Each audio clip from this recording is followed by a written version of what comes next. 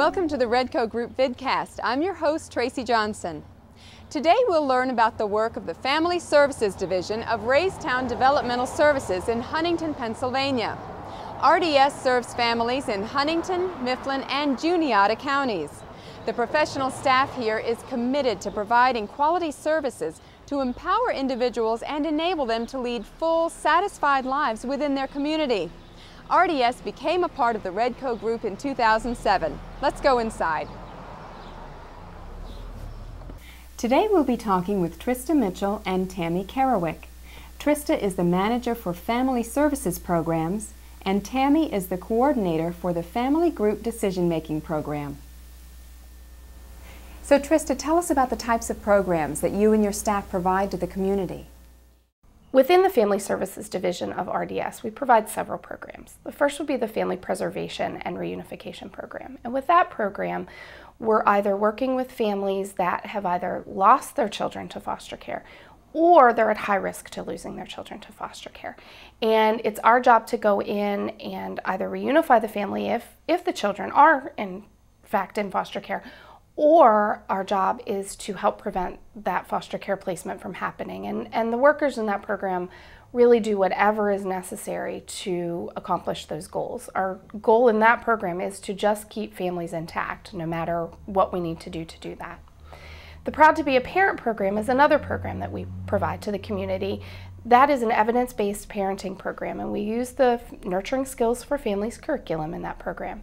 And that program is solely home-based, meaning the home visitor takes the curriculum into the home and meets with the family on a regular basis to go over their goals and to go over whatever issues they may be facing within parenting the children in their home. Another program that we provide is supervised visitation.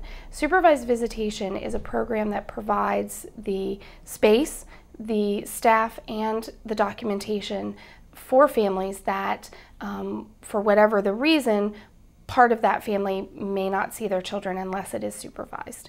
And so for that program, we provide the supervision, we provide, again, the space, we have a nice visitation room set up within our offices, and those children come here to see their parents.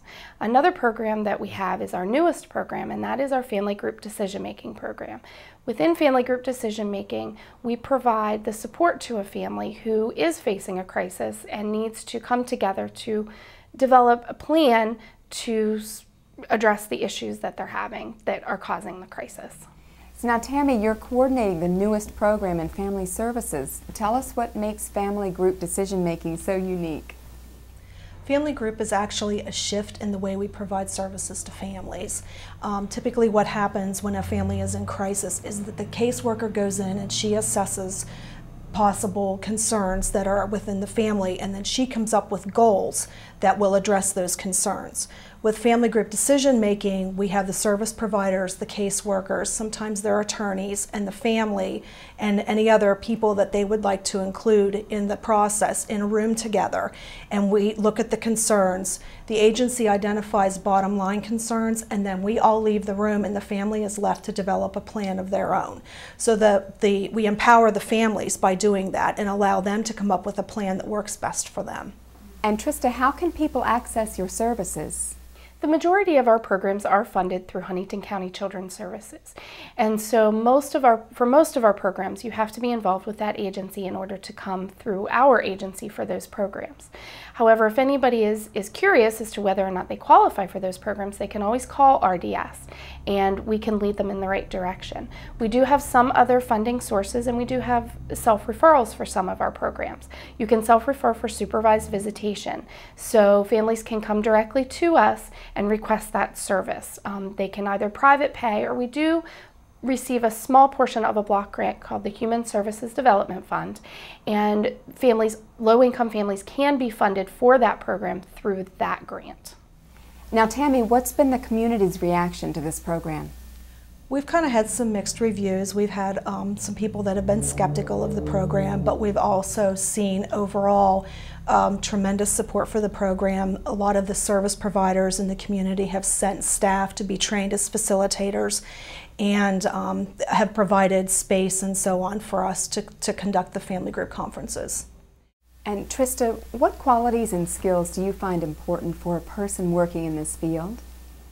people who come into the social work field really need to have a sense of that they need to empower the families that they're working with. They need to be empathetic to their problems, and they need to also be sympathetic to their problems.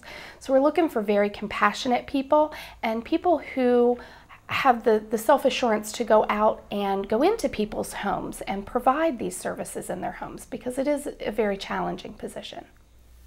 Now, Tammy, back to the program. What are your goals for the program in the next year?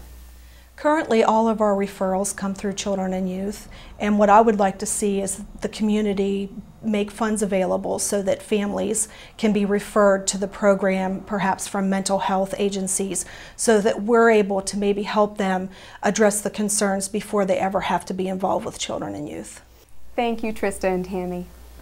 Well, that's it for this edition of the Redco Group vidcast. For more information on employment opportunities with RDS and the Redco Group, visit www.redcogrp.com. Thanks for watching.